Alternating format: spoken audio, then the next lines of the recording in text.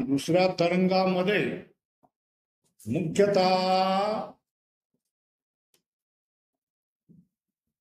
विषय, प्रयोजन, अधिकारी आणि संबंध याचं विशेष रूपाने चिंतन झालेलं आहे, या ठिकाणी सांगितलेलं आहे. नंतर विषय कुठला आहे? कारणा सहवर्तमान, सर्व संसार, दुःख निवृत्ती आणि परमानंद प्राप्ती हे फल. तरंग तिसरा, श्री गुरु सच्चिदानंदाय नमः. चार अनुबंध यथार्थ समजून घेऊन अधिकारी पुरुषाने श्रोत्रिय का अर्थ क्या? वेदाध्ययन केलेला, खाली दिलेला आहे. ब्रह्मनिष्ठ, ब्रह्म अनुभवात निमग्न असलेला, हे दोन होऊन नाही चालत. तो कृपाळू असला पाहिजे ना.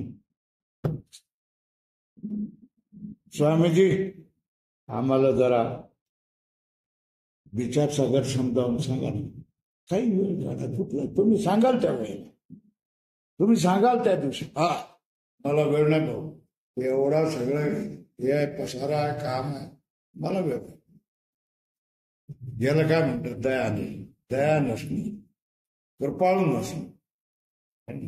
निर्दय म्हणता येईल नाही, येणार नाही, पण कृपाळू नसणं, की जो कृपाळू आहे तो कसं ना कसं तरी वेळ काढून समजावून सांगण्याचा प्रयत्न करतो. बाकीची असलेली त्या वेळात असलेली कामं बाजूला सारून करत असतो. कृपाळू म्हणजे कृपा करण्याची सदैव इच्छा असते, त्याला कृपाळू. दयाळू म्हणजे दया करण्याची सदैव इच्छा असते, है ना. मायाळू म्हणजे माया करण्याची सदैव इच्छा असणार. तशाच करणे कृपाळू म्हणजे सदैव कृपा करण्याची इच्छा असणार. असा सद्गुरुस शरण जाऊन हा ग्रंथ श्रवण व पठण करावा. मग काय होईल? फायदा काय होईल? फळ म्हणजे त्या मोक्षाचं साधन जे जीव ब्रह्म ऐक्य ज्ञान प्राप्त. त्याला काय होईल? अनुबंध म्हटलं विषय, प्रबोधन, फल आणि संबंध है ना. अधिकारी, विषय, प्रयोजन, संबंध. हे अनुबंध चतुर्थ यथार्थ समजून घेऊन अधिकारी पुरुषाने काय केलं पाहिजे? विचार सागरामध्ये माझा अधिकार आहे असं ज्याला समजलं त्याने क्षत्रिय, ब्रह्मनिष्ठ आणि कृपाळू सद्गुरु शरण जाऊन हा ग्रंथ श्रवण व पठण करा. त्याचा फायदा काय? त्याच मोक्ष साधन, या जन्मामध्ये मोक्ष होण्याचं जे साधन कोण? जीव आणि ब्रह्म ऐक्य ज्ञान प्राप्त होतं. जीव ब्रह्माचं ऐक्य ज्ञान प्राप्त चालू आहे ना. आता सद्गुरूला शरण झालं. सगळ्याच लोकांना वाटतं ना, लोकांनी मला गुरु करावं, मी गुरु असावं, सगळ्यांनाच वाटतं की नाही. पण सद्गुरूचं लक्षण, सद्गुरु, गुरु तर सगळ्यांनाच होण्याची इच्छा आहे. सद्गुरु कोण? त्याचं लक्षण सांगतात. क्षत्रिय पहिला विशेष. एक म्हणजे अर्थ काय? कोटक मध्ये वेदशास्त्राचा अध्ययन केलेला कोटक बंध है ना. ब्रह्मनिष्ठ म्हणजे काय? ब्रह्म आत्मबोधात निमग्न असणारा. याला काय म्हटलंय? ब्रह्मनिष्ठ. कोटकामध्ये काय? ब्रह्म आत्मबोधात निमग्न असणारा. कृपाळू म्हणजे काय? शिष्याला उपदेश करण्याची कळकळ बाळगणारा है ना. सद्गुरू कसा असला पाहिजे? एक श्रोत्रिय, दोन ब्रह्मनिष्ठ, तीन कृपा. तीन गोष्टी असते. श्रोत्रिय ब्रह्मनिष्ठ असेल, अहंकारी असेल, फुकट कोण शिकवतो? त्यांना कोण वेळ देते? त्यांचा काय मला सगळी काम आहे, माझं कोण काम करेल, असं जे म्हणतात त्याचं पोट पाळवा. जर कोणी कळवळून येऊन सांगतायत की स्वामीजी मला विचार सागर काय चालेल, तुम्ही थोडस वेळ माझ्यासाठी काढा, काढला पाहिजे. बोला बाबा तुम्हाला पूर्ण वेळ आहे, किती पाव शिकूया, आठवड्यातून एकदा, दोनदा, चारदा, किती आहे तुम्हाला, किती वेळ आहे? म्हणून रविवार आम्हाला ठीक आहे. मग रविवारी किती वाजता? 3 वाजता. नंतर प्रस्ताव येतो 3 वाजता गेलं तर 5:30 नंतर आम्हाला घरी जायला उशीर होतो. बरं बाबा मग 2:30 वाजता चालेल का? ठीक आहे 2:30 वाजता. असंच 2:30 वाजेपर्यंत त्याला कामं पडलेली असतात. जेवणाचं बघितलं, मग त्याला त्या घराला पाणी मारायचं होतं, प्लास्टर केलं, पाणी मारलं. तेवढ्यात तो तिथे म्हणाला मार्कआउट काढून द्या. तेवढ्यात तो ते नारळ घेऊन आला. नारळाचं बोला काय घेता का नाही घेत? नारळ घेतले, मार्कआउट काढलं, त्याला दिलं, त्याची कामाला लावून हातपाय धुतले, निघाला. आता काय 2:30, चला आता दुसरं काय काम करायचं. याला काय म्हणतात? काय म्हणायचं? कृपाळू याचा अर्थ काय? शिष्याला उपदेश करणे. जो अधिकारी शिष्य आहे ना, जो त्याग करून येतोय, वेळ काढतोय, ऊन, थंडी, वारा कशाचा विचार न करता दिलेल्या वेळेला येतोय है ना, त्याला काय म्हणायचं? शिष्य. शिष्याला उपदेश करण्याची कळकळ बाळगणारा वो सद्गुरू. सद्गुरूची विशेषण किती? 3. कोण? श्रोत्रिय, ब्रह्मनिष्ठ, किती? श्रोत्रिय, ब्रह्मनिष्ठ, श्रोत्रिय, ब्रह्मनिष्ठ, ही सद्गुरूची लक्षण. दादा तो सद्गुरू वेदशास्त्राचे अध्ययन करून ब्रह्मनिष्ठ शब्द का लिहिलेला आहे? ब्रह्मनिष्ठ शब्द का लिहिला? श्रोत्रिय म्हटलं असतं तर काय झालं होतं? होत आहे वेदशास्त्राचे अध्ययन करून ब्रह्मनिष्ठ नसेल तर तो सद्गुरू नाही. बरोबर आहे ना? वेदशास्त्राचं अध्ययन केलेलं आहे, त्रिपुंड लागतो, जाणवी आहे. गणानाम ताम गणपती गुम्हावामहे. अगदी सकाळ संध्याकाळ करतोय, सगळं वेदशास्त्राचं अध्ययन आहे, पाठ केलेला आहे, दशग्रंथी आहे, पण ब्रह्मावर होता नाही. काय ब्रह्मनिष्ठ नसेल तर तो सद्गुरू नाही. चला मग श्रोत्रिय का त्याला लिहिलं? ब्रह्मनिष्ठ असला तर काय हरकत? ब्रह्मनिष्ठ असून शास्त्राचं अध्ययन नसेल तर है ना. बघा आम्हाला काय करावं लागतंय? संस्कृत व्याकरण शिकावं लागतं, नंतर तर्क शिकावं, नंतर सांख्य तत्व शिकावे लागते, नंतर पातंजल योग सूत्र शिकावं लागतं, नंतर अर्थसंग्रह शिकावा लागतो, नंतर वेदांत परिभाषा शिकावी लागते, नंतर विचारसागर शिकावा लागतो, नंतर पंचदशी शिकावी लागते, नंतर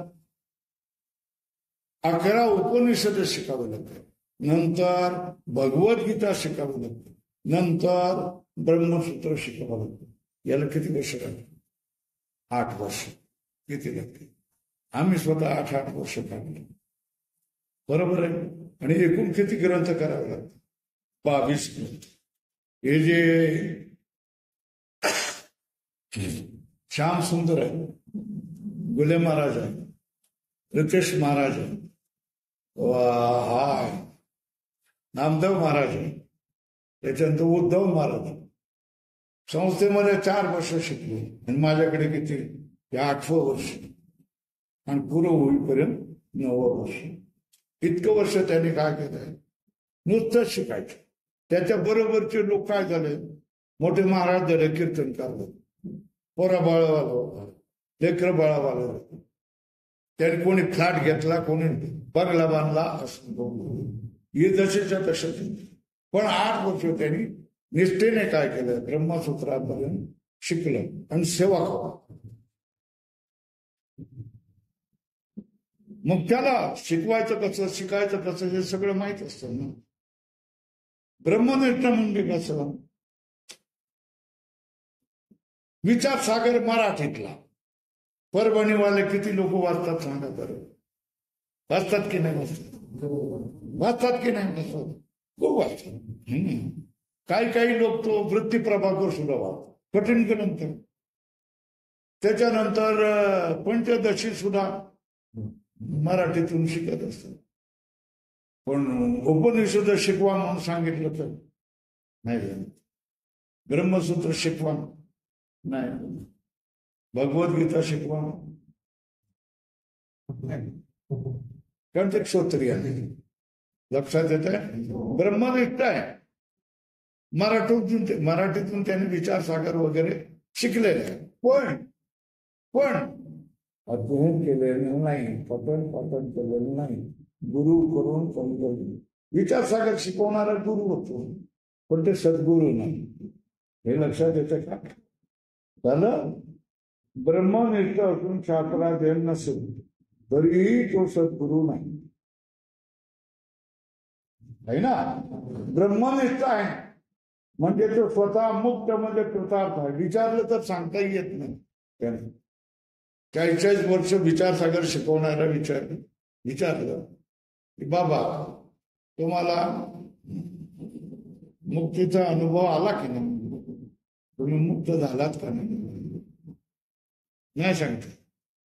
तुमच्यावर देवाने अनुग्रह केला की नाही? तुम्ही कृतार्थ झालात का नाही झालं? बोलता येत नाही. मग काय करायचं? ढेकर देता आलं. जेवला तर तुम्हाला ढेकर देता आलं पाहिजेत ना, है ना? बोला. ब्रह्मनिष्ठ आहे म्हणतो स्वतः मुक्त म्हणजे कृतार्थ आहे. परंतु शास्त्राचं अध्ययन नसल्यामुळे शिक्षा करून होणाऱ्या सर्व शंका निवारण करण्याचे त्या सामर्थ्य नाही. काय नाही? परंतु शास्त्राध्ययन नसल्यामुळे शिष्याकडून होणाऱ्या सर्व शंका निवारण करण्याचे त्या सामर्थ्य नाही. म्हणून काय करायचं? तो सद्गुरु पदास योग्य नाही. शास्त्राध्ययनाचा फायदा काय? बुद्धी वाद करण्याचे चातुर्य येते. बरोबर आहे? त्यामुळे शिष्याच्या सर्व शंका निवृत्त करता येतात. शिष्याच्या मनात येणाऱ्या सर्व शंका काय करता येतात? निवृत्त करता येतात. ते शास्त्राध्ययन नसल्यामुळे शिष्यास संदेहरहित बोध होणार नाही. निसंदेह म्हटलं कुठलाही संदेह, सगळा संदेह संपून गेलेला आहे अशा तऱ्हेचा बोध त्याला होणार नाही. नसल्यामुळे शिष्यास निसंदेह बोध होणार नाही. म्हणतो ब्रह्मनिष्ठ असला तर त्या सद्गुरू म्हणता येणार नाही. बरोबर आहे? तो ब्रह्मनिष्ठ आहे, त्याला नमस्कार आम्ही करतो. गुरुही होऊ शकतो पण सद्गुरू होऊ शकत नाही. सद्गुरू म्हणता येणार नाही. ज्या अधिकारात शंका येणार नाही अशा सत्वशी शुद्ध बुद्धीचा अधिकारी असेल त्या ब्रह्मनिष्ठ पुरुषापासून ब्रह्मात्म बोध होईल. त्या ब्रह्मनिष्ठाला कोणी विषय प्राप्त होईल की नाही? होईल होईल होईल. आणि त्या ब्रह्मनिष्ठापासून दुसऱ्या ब्रह्मनिष्ठाला ब्रह्मबोध होईल की नाही? होईल होईल. पण तो शिष्य कसा असला पाहिजे?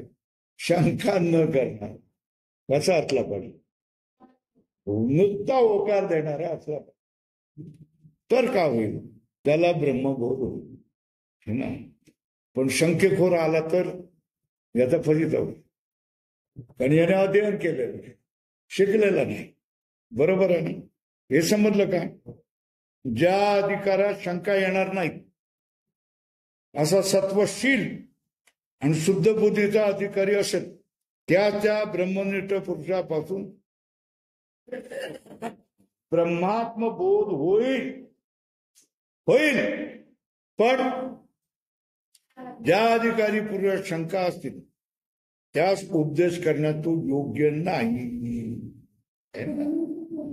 ज्याला शंका असेल, शंका असणाऱ्या पुरुषाला सुद्धा ब्रह्मबोध करू शकेल असा गुरु पाहिजे, तरच त्याला काय म्हटलं जाईल? सद्गुरू म्हटलं जाईल. नाही तर त्याला सद्गुरू ब्रह्मनिष्ठ पण तू सद्गुरू नाही.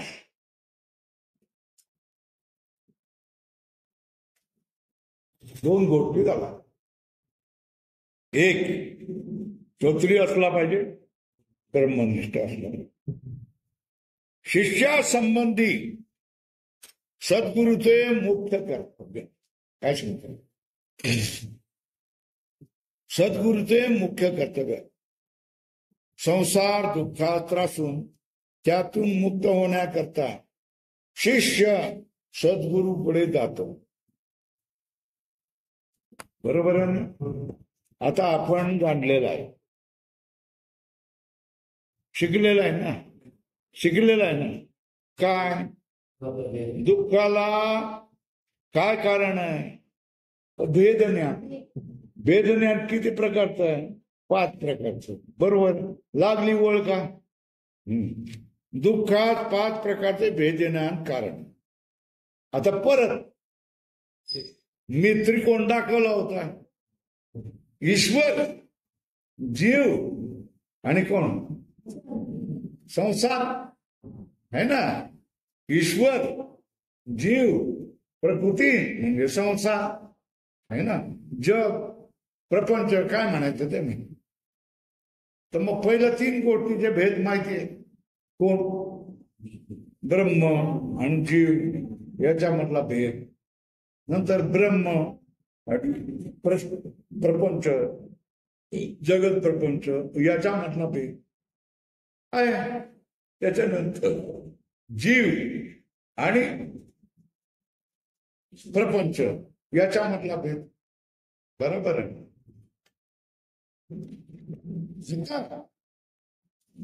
हे 3 भेद मुख्य झाले. हे समजून येत.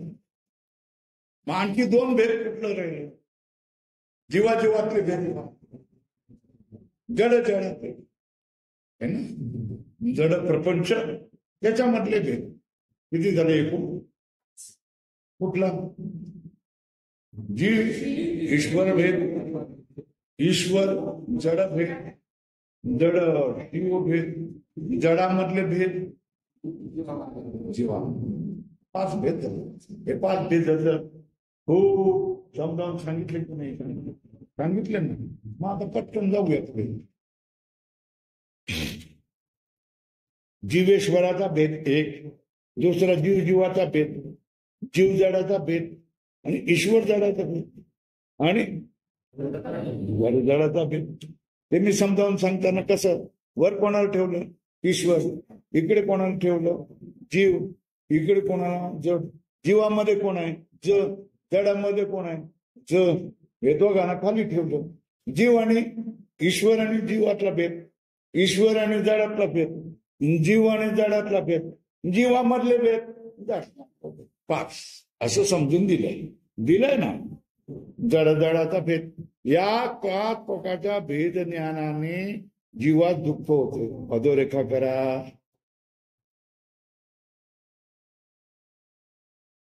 म्हणून शिष्यबुद्धीत असणाऱ्या पाच प्रकारच्या भेदांचे अनंत युक्तीने निराकरण करून काय करायचं?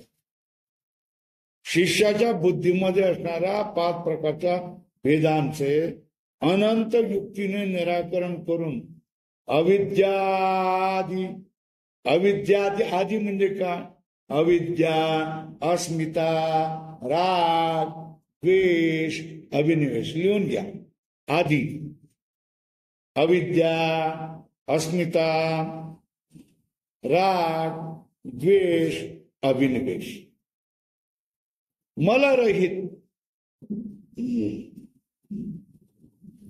अद्वितीय ब्रह्माचे आत्मत्वाने प्रत्यक्ष ज्ञान करून. मग तिकडून बसा, त्या बाजूने मध्ये येऊ नका.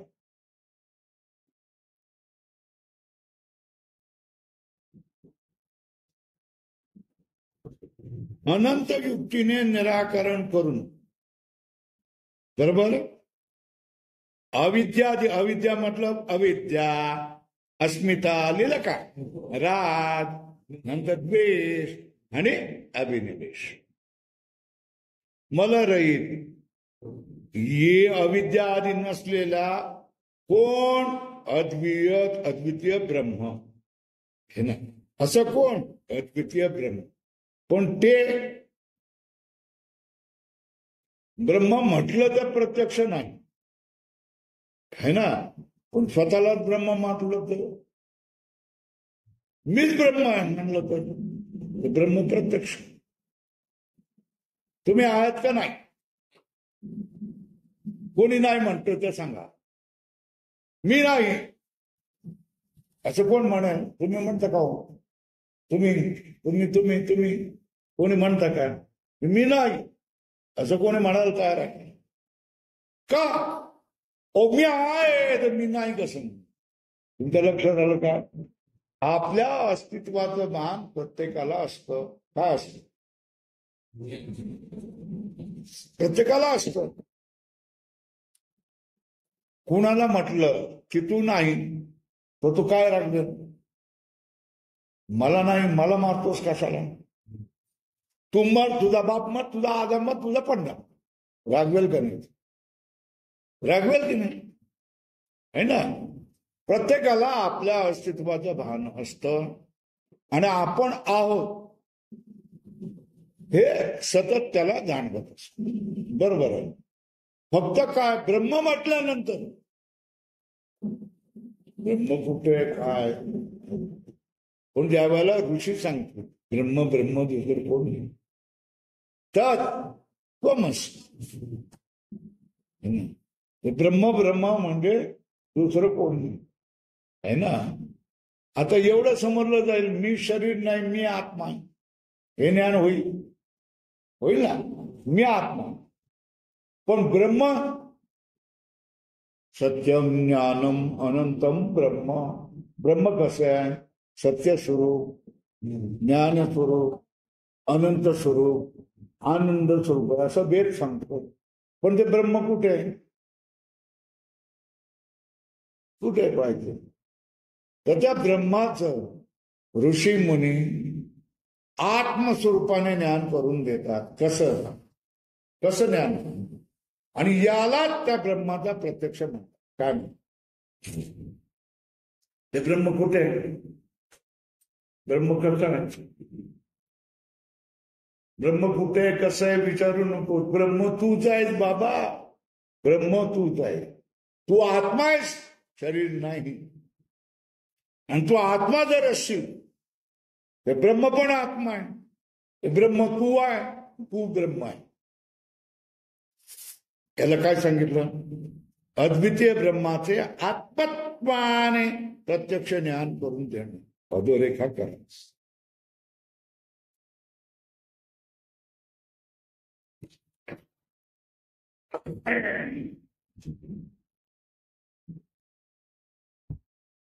समजलं ना? एवढं प्रत्येकाला समजतं.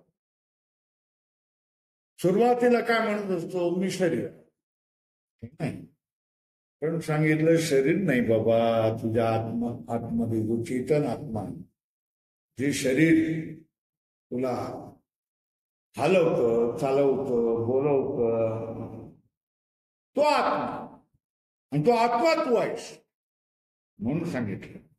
तर तो म्हणतो हा ठीक आहे, मी चेतन आहे, चेतन आत्मा असतो म्हणून मी आत्मा मान्य, मंजूर आहे. मंजूर केलं काय, मी आत्मा हे मंजूर केलं.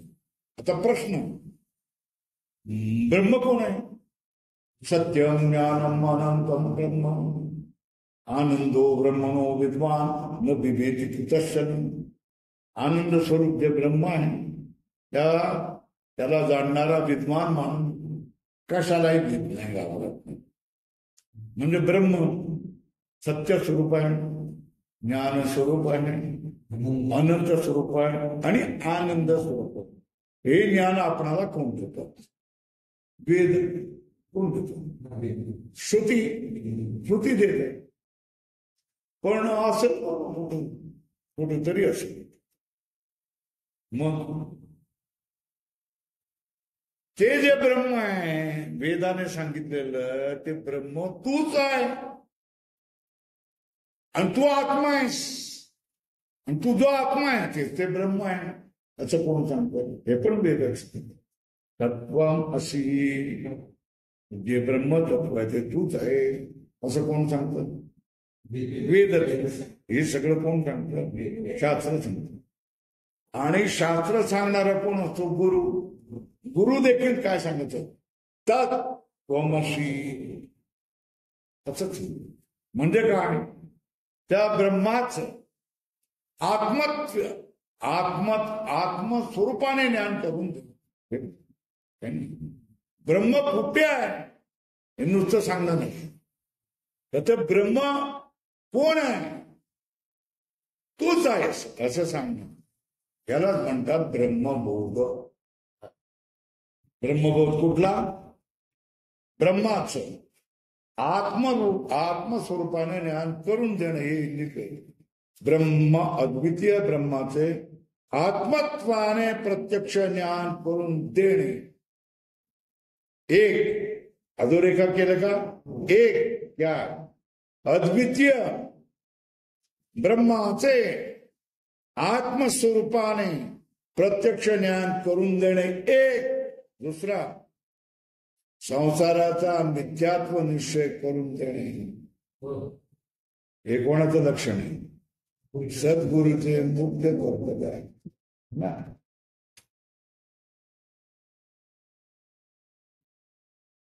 तर जे सांगतात काय की आमच्या गुरुचा अनुभव मला आलेला. काय अनुभव आलेला? माझ्या पोराला नोकरी लावून दिली, माझ्या पोरीचं लग्न केलं, त्यांनी सांगितलं होईल लग्न. बाबा पाहायला आले. गंमत आहे की नाही सांगाय? कानडी बोरगावला गेलो होतो है ना. तिकडे एक शेठजी आहे मारवाडी, आणि त्यांचा एक मोठा मुलगा होता, खूप म्हणजे 40 वर्षाचा, बरं का. आणि त्याचं लग्न झालं नव्हतं. मी त्यांचं केलं, माझं जेवण पिवण दिलं, सगळं केलं. मोठंच भाडं बिडं दिलं त्यांनी. आणि जाता जाता सांगितलं, स्वामीजी या पोराचं लग्न होत पाहायला येतात आणि काय उत्तरच देत नाही. मी तोंडाचं बोललो, कशाला काय उलट? होईल होईल, आपलं सोडवणे त्यांच्यापासून आपला जीव सोडवण्यासाठी होईल होईल होऊन जाईल. 8च दिवसाने ती माणसं आली. स्वामीजी तुम्ही गेला आणि संध्याकाळी माणसं आली आणि बसल्या बसल्या जागी काय केलं, सगळं ठरलं, बोंब. ठीक आहे, याला काय म्हणायचं, तुमची कृपा. असले धंदे गुरु करतो काय, कोणाला पोरं भाऊ करून देणं, कोणाचं लग्न करून देणं, कोणाचं नोकरी करून देणं, याला गुरु म्हणतात काय? नाही. ते लोक उगीच केवढे मठ, केवढ्या आश्रम नुसत्या असल्या, गंडा तावीज दोरा काय नवस याच्यावर चाललेले आणि वैभवशाली बनलेले. वैभवशाली बनलेले म्हणजे द्रव्य मिळाले आहे ना, काय उपयोग आहे त्यांचा? नसलेले बरे है ना, हेच सांगतात. मग कोण आहे? 5 प्रकारच्या भेदाचे अनंत युक्तीने निराकरण. 1. अविद्या मलरहित अद्वितीय ब्रह्माच्या आत्मत्वाने प्रत्यक्ष ज्ञान करून. 2. संसाराचा मिथ्यात्व निश्चय करून देणे हे सद्गुरूचे मुख्य कर्तव्य आहे. बरोबर आहे ना? झेंडा दिला, दोरा दिला, तावीज दिला, मोरपंखाने हलवलं, झाडाझुडी केलं, रक्षा विभूती दिली, पायामध्ये काहीतरी काळा दोरा दिला, मिरची दिली, लिंबू दिलं, दारण केलं, मारण केलं, भूत काढलं, असलेला गुरु म्हणत नाही. समजलं ना? हे केव्हा कळल? असं घेऊन बसलं तरच कळल ना, विचार सागर वाचला तरच कळल है ना. नाहीतर मग काय देखा देखील तिकडे ते लोक जात आहे. चल ग माय, त्यात ते तिचं काय झालं, त्याच्या पोरीचं लगीन होऊन गेलं, लय का वाचा सुद्धा वाचा शिके, चला चला तुम्ही बी हे देखा देखी असलं तर.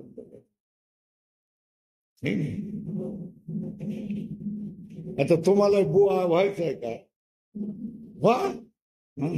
कोणी काय विचारलं का होऊन जाईल म्हणे, है ना. होऊन जाईल आणि ते काम झालं तर तुम्ही वाचा सिद्ध, आणि नाही झालं तर मग ते म्हटलं होतं पण माझं प्रारब्ध झालं, तुम्हाला दोष नाही मिळेल. अर्ध काय होईल, अर्ध्यामध्ये तुम्ही जिंकाल आणि अर्ध्यामध्ये हारला तर तुम्हाला दोष नाही. ही बुवाबाची लक्षात येते काय? चला, हे सद्गुरूचे मुख्य कर्तव्य आहे. सांगा, अधोरेखा करा. शिष्य बुद्धीत असणाऱ्या 5 प्रकारच्या भेदाचे अनंत युक्तीने निराकरण करून अविद्या मलरहित 2 अद्वितीय ब्रह्माचे आत्मत्वाने प्रत्यक्ष ज्ञान करून. 2. संसाराचा मिथ्यात्व निश्चय करून देणे सद्गुरूचे मुख्य कर्तव्य आहे. संसाराचं महत्व सांगायचं का? नाही. मग संसाराला का घेत? संसार खोटा आहे हे सांगणारा गुरु काय? संसार खोटा आहे, संसारापासून तुम्हाला दूर करणारा तो कोण असेल? गुरु असेल. संसाराला लावणारा गुरु असेल, लग्न करून देणारा, थोडं बाळ करून देणारा असला गुरु असत नाही. त्याला गुरु म्हणत नाही. पतांडी पाखंडी हे त्याचं नाव झालं. चला, मुख्य कर्तव्य अशा प्रकारचा अद्भुत उपदेश करणारा त्यासच काय म्हणायचं? 1. तेव्हा म्हणावे, नाहीतर आपण स्वतः मुंडन करून दुसरं मुंडन करविणारा किंवा अशा दुसऱ्या काही सांप्रदायिक चिन्हाने अंकित करणारा तो आचार्य किंवा सद्गुरू नाही. नाही नाही. समजलं का? श्रुतीच्या प्रमाणावरून हे सद्गुरू लक्षण सांगितलं. सद्गुरूचे लक्षण काय? क्षत्रिय धर्मनिष्ठ. त्याने काय केलं पाहिजे? काय केलं पाहिजे?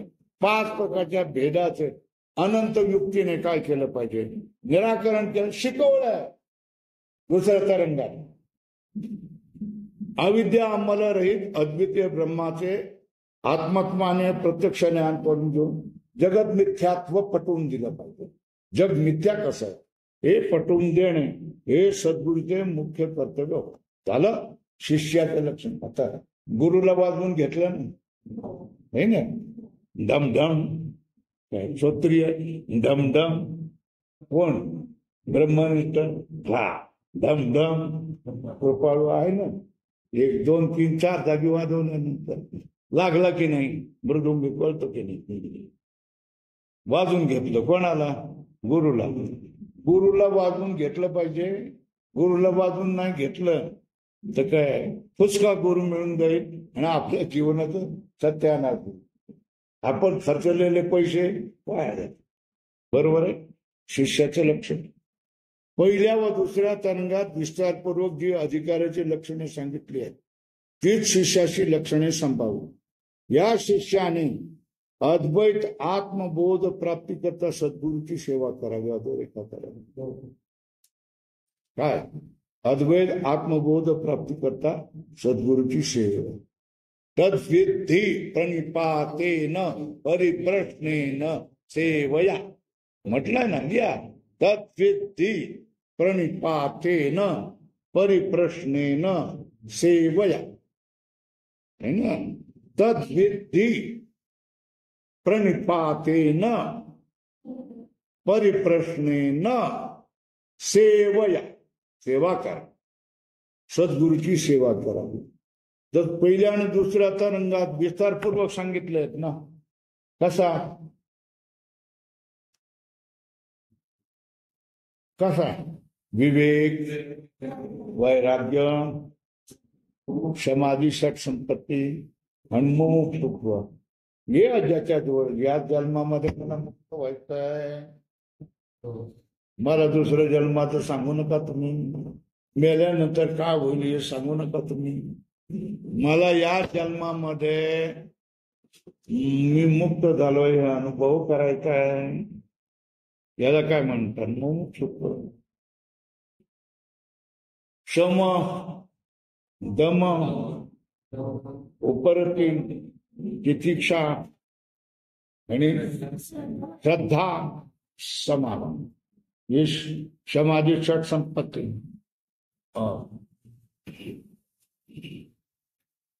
वैराग्य या अमूत्र भोग उपरती किंवा वैराग्य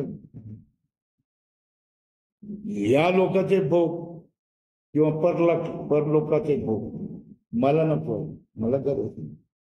किती आनंद.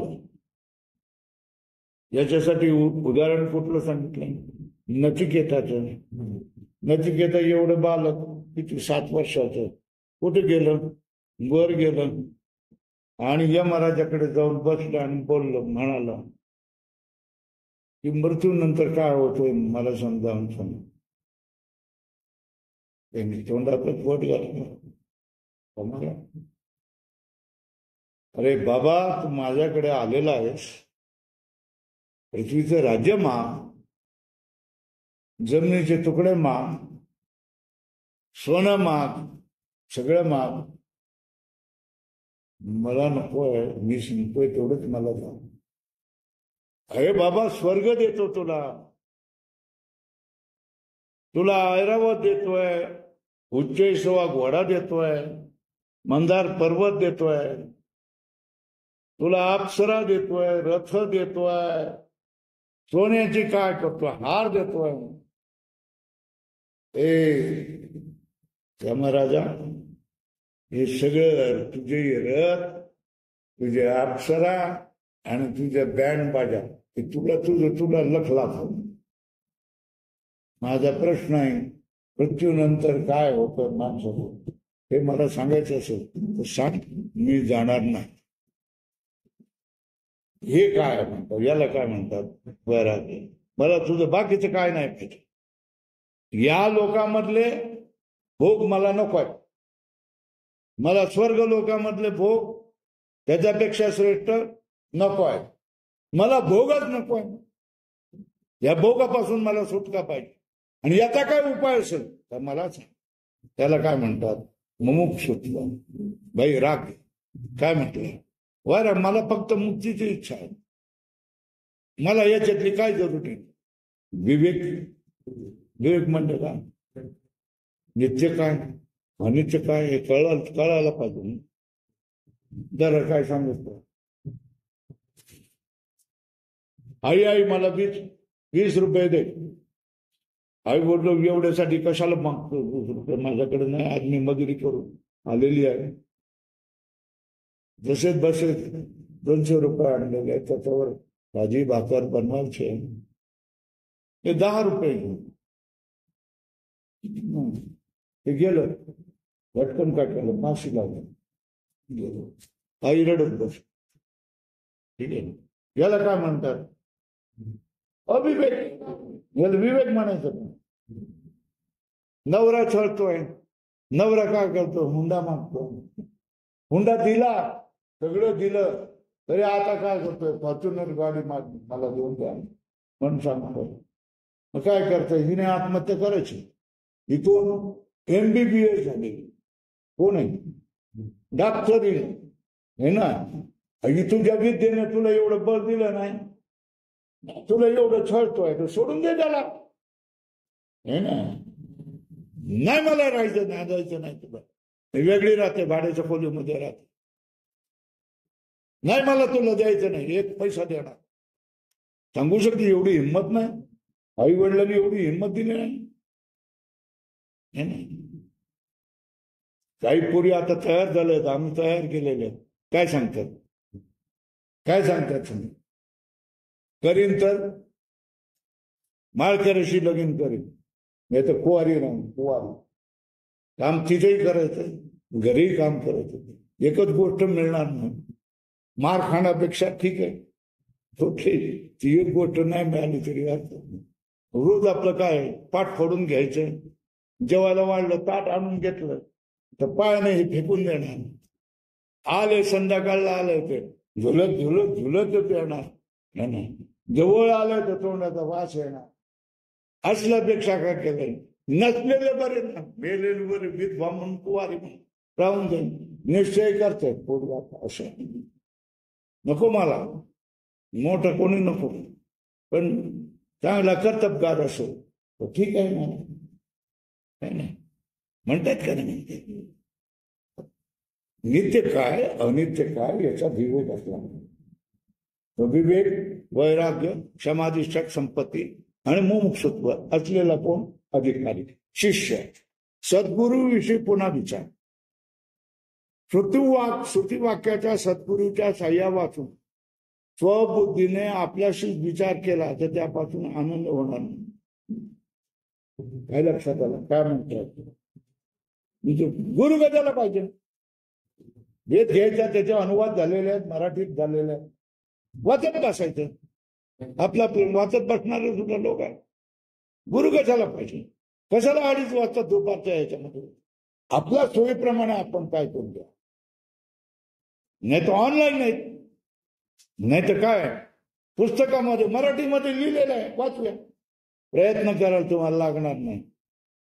श्रुतिवाक्याच्या सद्गुरूच्या साह्या वाचून स्वबुद्धीने आपल्या बुद्धीने आपल्याशीच विचार केला तर त्यापासून आनंद होणार नाही. झालं? सद्गुरूचे साह्याने विचार केला तरच निसंदेह परमात्मा बोध होऊन परमानंद प्राप्त होईल. सोपी गोष्ट आहे ना, सोपं आहे ना. काय? सद्गुरूच्या साह्याने विचार केला तरच संदेह रहित परमात्मा बोध होऊन परमानंद प्राप्त होईल. ज्याप्रमाणे सर्व जगात नद्या, विहिरी, तलाव, झरे इत्यादिकात पाणी असतं. बरोबर आहे? ते पाणी काय होतं? उन्हाळ्यात मेघद्वारा समुद्राचे आलेले असून ते प्याल्यापासून सर्वांना आनंद प्राप्त होतो. बरोबर आहे?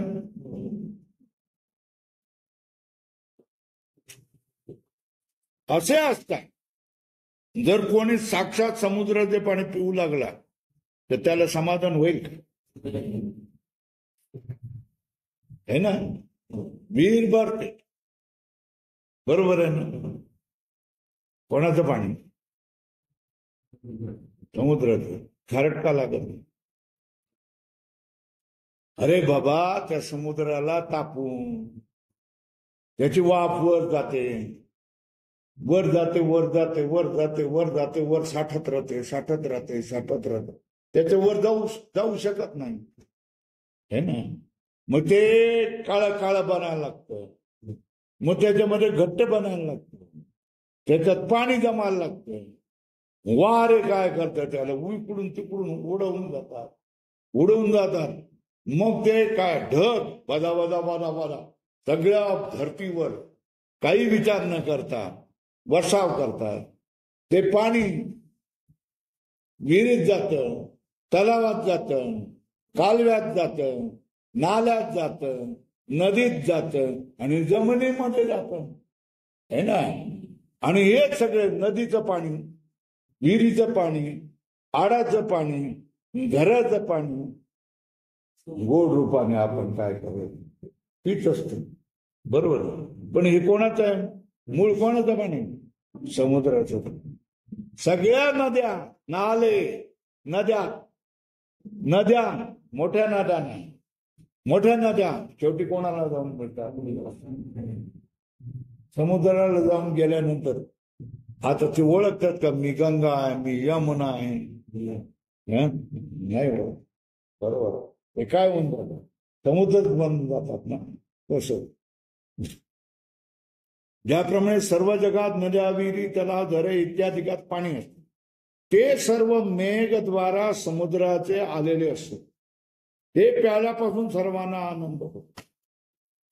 असे असतात. जर कोणी साक्षात समुद्राचे पाणी पिऊ लागला तर त्यापासून समाधान होणे तर दूरच, ताण निवृत्त होईल की नाही? तृषा निवृत्त न होता त्या खारट पाण्यामुळे त्याचे तोंड मात्र वाकडं होतं, वाईट होतं.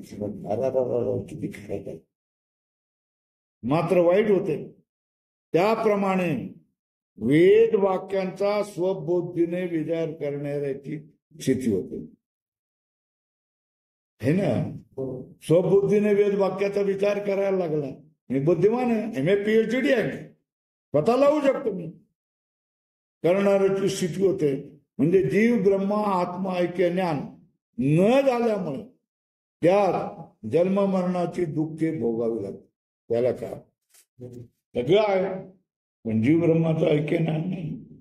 जीव ब्रह्माचं ऐक्याचं ज्ञान नाही झालं तर काय होतं? जन्म मरणाची दुःख त्याला भोगावीच लागते. आणि जीव ब्रह्माचं ऐक्य ज्ञान झालं तर मी ब्रह्म आहे, मी आत्मतत्व आहे, मी शरीर नाही. जन्म शरीराचा होतो, माझा नाही. अनंत जन्म कोणाला म्हणतात? शरीरालाच म्हणतात, मला नाही. भवसागर कोणाचा? शरीराचा. मी आत्मतत्व नित्यमुक्त आहे, मला भवसागर नाही. मरण मला नाही, मला मृत्यूसागर नाही, मला भवसागर नाही, मला जन्म मरण नाही. निर्भय होऊन जातो तुम्हाला. मला फसवू नका तुम्ही, मला हे काय सांगू नका, मला काही जरूर नाही, मला कशाची जरूर नाही. ज्याला ह्याचं ज्ञान नाही ती काय करते? कर्मकांड करत बसते.